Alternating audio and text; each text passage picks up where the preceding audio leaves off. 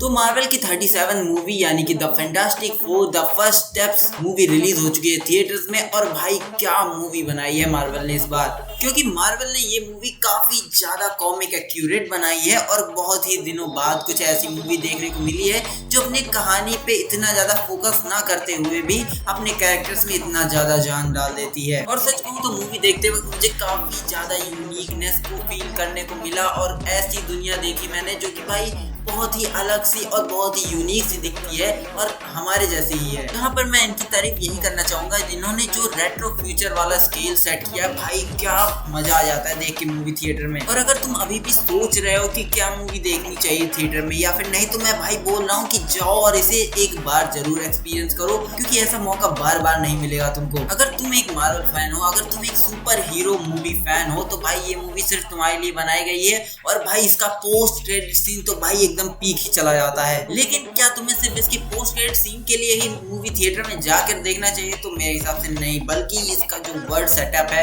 या फिर इसके कैरेक्टर्स हैं या फिर भाई इमोशन जो ये मूवी कैरी करती है अपने साथ, वो बहुत ही ज्यादा हैवी और बहुत ही रियलिस्टिक फील होता है। जहाँ पे बात करी जाए मूवी की स्टोरी की, तो भाई मूवी स्टार्ट होती है, थोड़ा सा इंट्रोडक्शन दिया जाता है और उसके बाद भाई फटाफट मूवी आगे बढ़ने लगती है।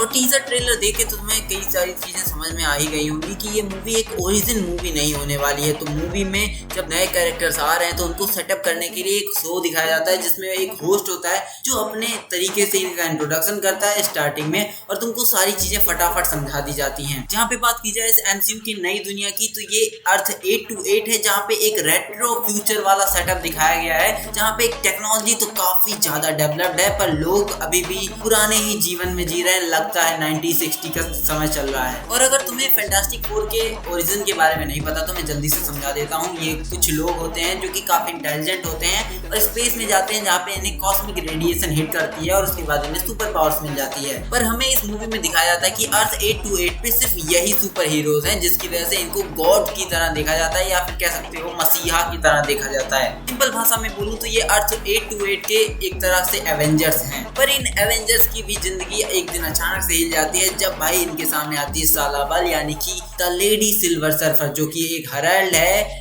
गैलेक्टस की। अब हमारी लेडी सिल्वर सर्फर अर्थ पे आकर सबको ये बता देती है कि तुम्हारे पास कुछ ही दिन है, ये अर्थ मार्क है डेथ के लिए, यानी कि इसे आएंगे हमारे गैलेक्टस साहब और उसे नाश्ते की तरह चबाएंगे। तो आप लोगों के पास सिर्फ कुछ ही दिन है, तो जितने भी दिन है वो आराम से जियो और मौज करो, क्योंकि तुम्हारी जिंदगी जल्दी खत्म होने वाली है। पर अब फैंटास्टिक फोर जिसमें रीड रिचर्ड्स है, जो दुनिया का सबसे इंटेलिजेंट बंदा है, वो कैसे चुप रहता? तो मैं तुम्हें हल्के फुल्के स्पॉयलर्स देने वाला हूँ जो कि मार्वल ने पहले ही अपने टीजर ट्रेलर्स में दे रखा है, तो मुझे देने में क्या ही दिक्कत है। जहाँ पे फैंटास्टिक फोर की टीम भैया तैयार होती है गैलेक्टस के पास जाने के लिए, वो लोग जाते हैं, उससे लड़ते हैं और भाई स्पेस में क्या तगड़ी एक्शन सीक्वेंस दिखाई गई है। भाई सच कह रहा हूँ, मूवी में जब ये इंटरवल के पहले का एक्शन सीक्वेंस आता है तो मतलब कि मुझे इंटरस्टेलर मूवी की याद आने लगी। ऐसा लेवल का इसमें एक्शन दिखाया गया है। खासकर कि एक ब्लैक होल का सीक्वेंस आता है जो कि लिटरली इंटरस्टेलर मूवी जैसा ही फील होता है और बिल्कुल भी अलग नहीं लगता। और इसी एक्शन सीक्वेंस के साथ मूवी एक बार सेट कर देती है कि कैसा CGI VFX तुमको अपनी मूवीज में यूज करना चाहिए और किस लेवल का एक्शन तुम अपनी मूवीज में दिखा सकते हो। पर मूवी अपने सेकंड हाफ या फिर कह सकते हैं कि लास्ट वाले फाइट सीक्वेंस में उतना अच्छा नहीं करती, क्योंकि वो अर्थ में एक कॉम्पैक्ट जगह में लड़ाई हो रही होती है। और सच कहूं मूवी का थर्ड एक्ट में भी एक्शन है विद इमोशन है और वो तुमको डेप्थ फील कराती है कि एक फैमिली होना क्या होता है। अब इस मूवी की प्लॉट बहुत ही सिंपल है और बहुत ही तेजी से भागता है, पर वहीं पे मूवी का जो इमोशन है, जो डेप्थ है, जो फैमिली वाला कनेक्शन है, जहाँ पे दो पर्सन की बॉन्डिंग दिखाई जाती है, वो बहुत ही अच्छे से मूवी डिलीवर करती है। चाहे मैं बेन और जॉनी को देख रहा हूँ या फिर सूजन या फिर रीड रिचर्ड्स को देख रहा हूँ, दोनों की ही बॉन्डिंग बहुत ही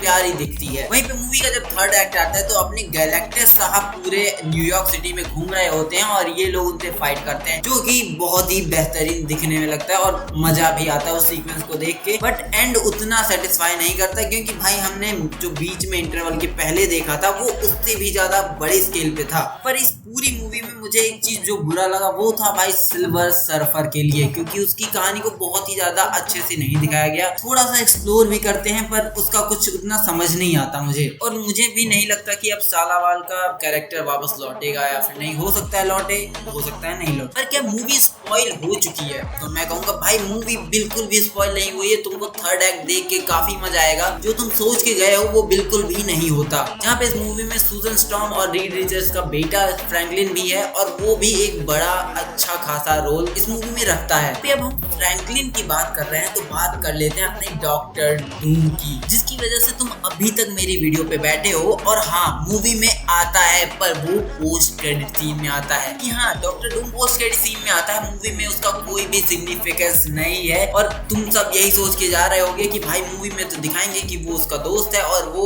शुरू से ही उसके साथ है। पर भाई ये कोई ऐसा वैसा डूम नहीं है, ये RDJ का डॉक्टर डूम है, जो कि बहुत ही ज्यादा इंपॉर्टेंस रखता है आगे आने वाली फ्यूचर मूवीज के लिए। और ऊपर से भाई बंदा क्या स्पेक्टिकल सेट करेगा ये भी देखना होगा। तो मैं तुम्हें हल्का फुल्का स्पॉइलर भी दे देता हूँ। तो आखिरी में दिखाया जाता है 3 साल बीत चुके हैं, हमारा फ्रैंकलिन और सूजन स्टॉर्म आपस में बैठ के बातें कर रहे होते हैं। उसके बाद सूजन स्टॉर्म जाती है उठ के वहां से। जब वो लौट तो वो देखती है कि उसके बेटे फ्रैंकलिन के साथ कोई खेल रहा है और उसे बता रहा है कि मैं तुम्हारे पापा का दोस्त। मूवी में एक और भी पोस्ट क्रेडिट सीन है जो एकदम ही एंड में आता है, जिसको तुम स्किप कर सकते हो, और मेरे थिएटर वालों ने लगाया ही नहीं था। कहा कि भाई दूसरा शो लगाना है तो जल्दी से निकलो। खैर मूवी मुझे भी बहुत ज्यादा पसंद आई और तुम्हें भी बहुत ही ज्यादा पसंद आएगी। और तो और मूवी काफी ज्यादा कॉमिक एक्यूरेट है, जिसकी वजह से तुम्हें मजा आएगा मूवी को देखने में। मूवी में जो चीजें ईस्टर एग्स की तरह रखी गई हैं, काफी एडवर्टाइजमेंट रखा गया है, या फिर वो जो सेटअप दिखाया गया वो बहुत ही दिल लूट लेता है तुम्हारा। खासकर कि वो रेट्रो वर्ड देख के तुमको लगता है भाई पैसा ले ले मेरा, लेकिन ऐसी और 2-3 मूवी बना के दे दे। हाँ मैं भी जानता हूँ कि मूवी में 1-2